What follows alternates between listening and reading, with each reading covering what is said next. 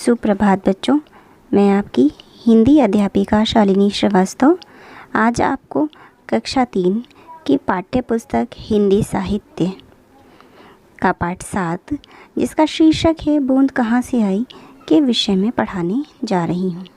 इस शीर्षक का नाम जानकर ही आपने ये जान लिया होगा कि हम आज बारिश की बूंदों के बारे में बात करने जा रहे हैं। तो इस पाठ को पढ़ने से पहले चलिए सबसे पहले ये जान लेते हैं कि इस पाठ में आखिर क्या है। एक बच्चा है जो अचानक हुई बारिश से इतना प्रभावित है कि वो उसे अपनी खुशियों को कैसे बता रहा है, इस विषय में हम बात करेंगे। तो चलिए शुरू करते हैं। पहले मैं पाठ को का एक एक पैरा पढ़ूंगी और आपको उसकी व्याख्या बताऊंगी। तो चलिए शुरू करते हैं। आज सवेरे से ही मौसम बड़ा सुहावना था। आकाश में छाए काले काले बादल रुई के गोलों की तरह उड़कर इधर उधर जा रहे थे। ठंडी ठंडी हवा चल रही थी। तभी 2-3 बार बिजली कड़की और रिमझिम बारिश होने लगी। मिट्टी की भीनी भीनी सुगंध आने लगी। ये एक पैराग्राफ कंप्लीट हुआ। अब इसका व्याख्या मैं आपको बताती हूँ।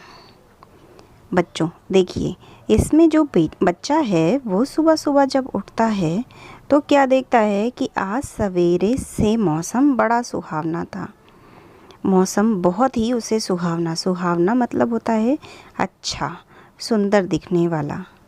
और आकाश में काले काले बादल रुई के गोलों की तरह उड़कर, रुई के गोले, जब कभी आपने आकाश देखा होगा और उसमें जब बादल छा जाते हैं तो बादल क्या करते हैं, एक जगह से दूसरी जगह पर जाते हैं। देखा है ना आपने? तो वो जाते हैं तो क्या मतलब यहाँ क्या बताया जा रहा है कि रुई के गोलों की तरह वो एक स्थान से दूसरे स्थान पर जा रहे हैं। इतने हल्के होते हैं, जैसे रुई के गोले को हवा में अगर आप फूंक देंगे ना तो वो उड़ जाएगा, वैसे ही यहाँ बादल को बताया गया है। इसमें बच्चा क्या बता रहा है कि जब बादल उड़ करके एक स्थान से दूसरे स्थान पर जा रहे हैं तो उस समय क्या क्या चीज़ें हो रही हैं। ठंडी ठंडी हवा चल रही है, बिजली कड़क रही है और रिमझिम रिमझिम बारिश होने लगी, यानी धीमे धीमे बारिश की बूंदें गिरने लगी। और बारिश की बूंदें गिरने से मिट्टी कैसी हो गई, हल्की सी गीली हो गई। और गीली मिट्टी की सुगंध कैसी होती है बच्चों, भीनी भीनी सुगंध आने लगी, बहुत ही अच्छी सुगंध होती है। आज रवि की छुट्टी थी और वह अपने आंगन में खेल रहा था। रवि अपनी बालकनी में आकर खड़ा हो गया और बारिश की बूंदों को देखने लगा। इसमें क्या बताया गया है बच्चों कि रवि, जो इस पाठ में लड़का है उसका नाम रवि है, तो आज उसकी छुट्टी है, इस वजह से वो अपने आंगन में खेल रहा था। अचानक बारिश होने से वह दौड़ करके अपनी बालकनी में आता है और खड़ा होकर उन बूंदों को देखने लगता है। इतने में एक बड़ी सी बूंद रवि की बाह पर आ गिरी। मोती की तरह चमकती पानी की बूंद से रवि ने पूछा, अरे बूंद, तुम कहाँ से आई हो? बूंद झट से बोली, आसमान से। रवि ने आश्चर्य से पूछा, आसमान से? वह कैसे? इसमें बच्चों क्या बताया गया है कि रवि जो है वो उस बूंद से बातें कर रहा है।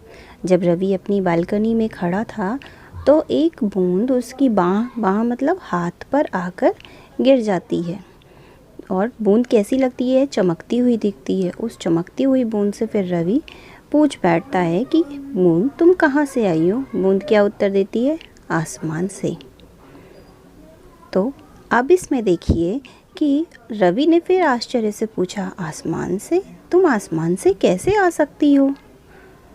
तो बूंद ने कहा, हाँ, आसमान से, वही तो मेरा घर है।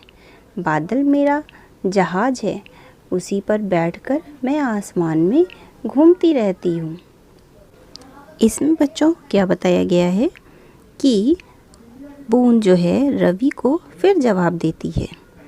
जब रवि ने पूछा ना आसमान से, वह कैसे, तो बूंद ने यहाँ पर उसे जवाब दिया कि हाँ, आसमान ही बूंद का घर है। और जो बादल होते हैं ना, वो क्या है बूंद के? बूंद ने क्या बताया कि वो उसके जहाज हैं, यानी कि वो उस पर बैठ कर के और धरती पर आ जाती है। यानी आसमान, अपने घर से वो बैठती है बूंद, आसमान उसका घर है, और जहाज पे बैठती है, जहाज यानी कि बादल पर बैठती है और धरती तक आ जाती है। जैसे हम कहीं जाते हैं ना, तो हम किस चीज़ का प्रयोग करते हैं? हम या तो यातायात के कौन से साधन होते हैं हमारे पास? ट्रेन होती है और बस होती है, अपनी मोटर बाइक होती है, कार होती है, एरोप्लेन होता है, पानी वाला जहाज होता है। तो वही यातायात का साधन है। ठीक है, यहाँ तक आपको बच्चों समझ में आ गया? अब चलिए आगे बढ़ते हैं। फिर रवि बाहर मैदान में आ गया और बूंद से पूछा, लेकिन तुम तो जल से बनी हो और जल तो धरती पर होता है, आखिर तुम्हें आसमान में कौन पहुंचाता है? बूंद ने समझाया, जब धरती पर गर्मी पड़ती है तो समुद्र का पानी भाप बनकर ऊपर उड़ जाता है। यही भाप आसमान में एकत्र होकर बादलों में बदल जाती है। इन बादलों में हम बूंदें ही तो होती हैं। इसमें क्या बताया जा रहा है कि रवि इतना ज़्यादा उत्साहित रहता है कि वह दौड़ करके मैदान में आ जाता है बाहर, और फिर से वह उस बूंद से बातें करने लगता है कि तुम तो जल की बनी हुई हो और जल तो धरती पर रहता है, आसमान में तो जल रहता नहीं है, तो आखिर तुम वहाँ कैसे पहुँच गई? तो उसको बूंद समझाती है कि जब बहुत ज़्यादा धरती पर गर्मी पड़ती है तो समुद्र का पानी भाप बन जाता है, और यही भाप जा कर के आसमान में एकत्र होकर बादलों के रूप में बदल जाता है, और वही बादल जो है हम बूंद बन करके नीचे आ जाते हैं। बादल में क्या है, हम ही लोग तो रहते हैं, हम ही बूंदें ही तो रहती हैं बादल में। ठीक है, तो यहाँ आपने देखा ना बूंद कैसे उस बच्चे को समझा रही है। चलिए अब आगे बढ़ते हैं। हवा के साथ बादल इधर उधर उड़ते रहते हैं और उनके साथ साथ हम भी आसमान की सैर करती रहती हैं। बादल जैसे ही किसी ठंडी जगह पर पहुंचते हैं, हम ठंड से सिकुड़कर आसपास आने लगती हैं। हम सबके मिल जाने से हमारा वज़न भारी हो जाता है और हम टप टप करके नीचे गिरने लगती हैं। इसे ही बारिश कहते हैं। यहाँ पर बच्चों बूंद ने क्या समझाया है कि जब हवा के साथ बादल इधर उधर उड़ते रहते हैं और साथ साथ में आसमान की सैर भी करते रहते हैं, यानी कि वो बूंद बादल के साथ उड़ते उड़ते आसमान की सैर करती रहती है, और जब बादल किसी ठंडी जगह पे पहुंचते हैं तो क्या करते हैं, वो बादल सिकुड़ जाता है, और सिकुड़ने से वो सब क्या हो जाते हैं, मिलने से सब बादल सिकुड़ जाते हैं, आपस में मिल जाते हैं और वो भारी हो जाते हैं। अब भारी हो जाएंगे तो एक स्थान से दूसरे स्थान पर जा नहीं पाएंगे, तो उनको हल्का होने के लिए क्या होता है, अचानक वहाँ से बारिश की बूंदें नीचे गिरने लगती हैं, टप टप करके गिरने लगती हैं और हमेशा बारिश होने लगती है। ठीक है, जब बादल आपस में मिल कर के सिकुड़ जाते हैं, भारी हो जाते हैं, तो वो बारिश की बूंदों का रूप ले लेते हैं। यहाँ पर बूंद ने उस बच्चे को इतने अच्छे से समझाया है। ठीक है बच्चों, इसके बाद क्या है कि बूंद की कहानी सुनकर रवि को बड़ा मज़ा आया। उसने पूछा, इतनी ऊंचाई पर तो तुम्हें बहुत अच्छा लगता होगा।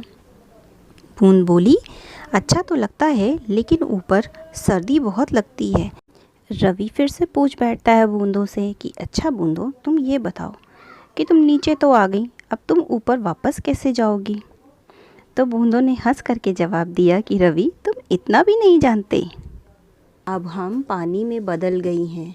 यहाँ से बहकर हम नदियों में जाएंगी, खेतों की सिंचाई करेंगी, बांधों में जाकर बिजली बनाएंगी और हमें साफ कर पीने के काम में लाया जाएगा। उसके बाद भी जो पानी बचेगा वह वापस समुद्र में पहुँच जाएगा। यही हमारा जीवन चक्र है। तो बच्चों, यहाँ तक बताया गया कि बूंद किस तरह से उस बच्चे को समझाती है। आपको भी समझ में आया ना कि एक बूंद जब धरती पर आती है उसके बाद क्या वो वापस जा सकती है? नहीं जा सकती है। वापस आसमान में जाने के लिए उसको अपना पूरा जीवन चक्र वैसे ही वापस दोहराना होगा। जैसे यहाँ पर वो बूंद हंस कर कहती है कि रवि, तुम इतना भी नहीं जानते कि अब तो हम पानी में बदल गए हैं और हम बह कर के अब नदियों में जाएंगे, फिर खेतों की सिंचाई करेंगे, बांधों में जाकर बिजली बनेगी, यानी कि बांध, नदी के पानी से ही बांध के थ्रू पानी को इकट्ठा किया जाता है और फिर बिजली बनाई जाती है ना बच्चों।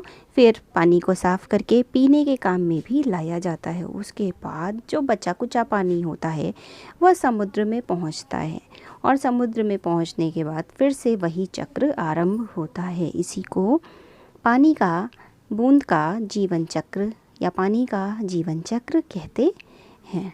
ठीक है बच्चों, आशा करती हूँ ये पाठ आपको बहुत अच्छे से समझ में आ गया होगा। तो चलिए अब हम शुरू करते हैं कठिन शब्द को। मिट्टी, छुट्टी, आश्चर्य, एकत्र, सुगंध, सिकुड़कर, ऊंचाई, बनाएंगी। ये आपके कठिन शब्द हैं बच्चों और ये आपको अपनी उत्तर पुस्तिका में 3 बार लिखना है। याद रखिएगा, 3 बार। कुछ बच्चे सिर्फ 1 बार लिखकर छोड़ देते हैं। 1 बार नहीं लिखना है, 3 बार लिखना है। ठीक है, अब चलिए शब्दार्थ देखिए। सुहावना, सुंदर, अच्छा, सुगंध, खुशबू, बालकनी, छज्जा, बाँ, हाथ, जल, पानी, समुद्र, सागर। एकत्र, इकट्ठा, सिंचाई, पानी देना। बांध, वह स्थान जहाँ नदी का पानी रोककर बिजली बनाई जाती है। डैम का नाम सुना है ना आप लोगों ने, वही, उसी को हिंदी में बोलते हैं बांध। ठीक है बच्चों, अब आपका गृह कार्य। तो गृह कार्य आपका बहुत है। सबसे पहला गृह कार्य है पुस्तक अभ्यास पूर्ण करना है आपको, यानी पृष्ठ संख्या 47 और 48, जिसे इंग्लिश में आप कहते हैं 47 और 48। फिर उत्तर पुस्तिका का कार्य आपको पूर्ण करना है, जैसे आप हमेशा करते हैं। पहले कठिन शब्द को 3 बार लिखना है, फिर शब्दार्थ आपको लिखना है और फिर आपको प्रश्नोत्तर लिखना है। साथ में आपको पुस्तक अभ्यास अपना पूर्ण करना है। आज के लिए बस इतना ही। मिलते हैं अगली कक्षा में। तब तक के लिए धन्यवाद।